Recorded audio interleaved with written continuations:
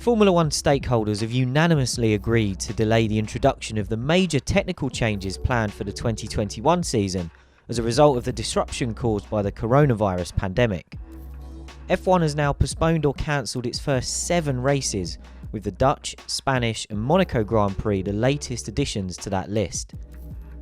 The season will start in June at the earliest, leaving F1 with a battle on its hands to fit in as many races as possible instead of what should have been a record 22 race calendar.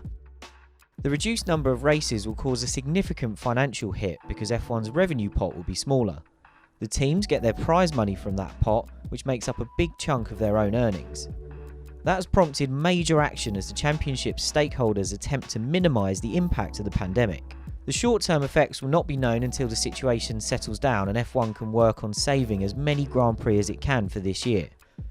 But it can take more control of the long-term impact, and its first major step on that front was to confirm that teams will use their 2020 cars in 2021. To explain the details behind this announcement, here's our F1 journalist Scott Mitchell.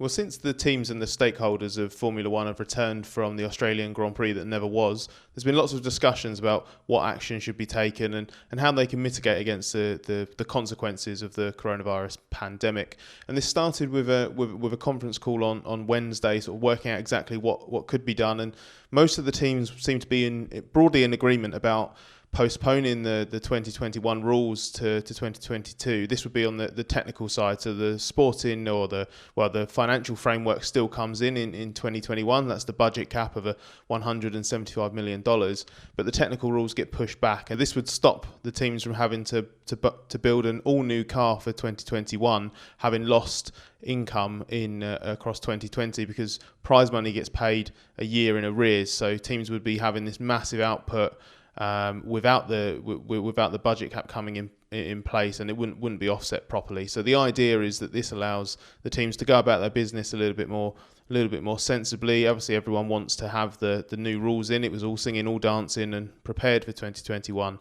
But unfortunately, reality has bitten Formula One quite hard, and this is really the only responsible way to move forward. So we're still waiting to see exactly what the details are of the changes for 2020 and into 2021. And all we know is that the technical regulations have been postponed, and this still needs to be ratified by the relevant governance structures, the World Motorsport Council.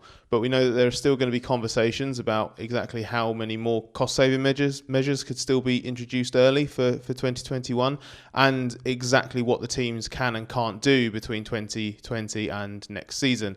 So the chassis will be carried over. That means not designing an all-new specification, but there will be some other freezing as well. Maybe the gearbox, for example, for this year will need to be used in 2021. But aerodynamic parts will presumably still be allowed to be developed, and obviously F1 being a technical competition, the teams still need to be able to flex their muscles in that department. So I think exactly what the consequences will be still need to that will be decided by the details that haven't yet been firmed up. But one big thing with the cost cap still coming in for 2021, that's huge, because some teams weren't happy with the idea that per the original timescale, all new cars would be built during 2020 for next year without a cost cap. So that means the big teams that can go well beyond the $175 million budget would be able to have basically a free pass at building the first car to these all new rules. But that's not going to happen now. The new cars won't come in until 2022, which means competing and designing a new car in 2021 with a cost cap in place. Now that's quite interesting, because in theory what that means is even if a team has aerodynamic freedom in terms of development in 2021, they're going to have to be really careful with how much budget they put into developing the 2021 car, because any money that they spend on next year's car is now going to come out of the budget for the 2022 car, which is obviously a much bigger deal because that's the all new technical regulations. So it throws a bit of a spanner in the works. This will present an all new challenge to the teams. They've got to try and work out how to deal with this ghost of a season that was never meant to be next year. And it is an unfortunate consequence, but as I said before, I feel like this is the only responsible course of action, and it's good. It's a sign of, even if it's driven by the teams, of F1 starting to get back on top of a crisis that really started to run away with it in the build-up to Australia. So while Formula One was perhaps slow to react to this crisis at first, it is now taking major steps to safeguard its teams in the long run. We'll be keeping you up to date with all the significant developments as this story runs over the coming months, so make sure you like and subscribe, and let us know what you think of the situation in the comments.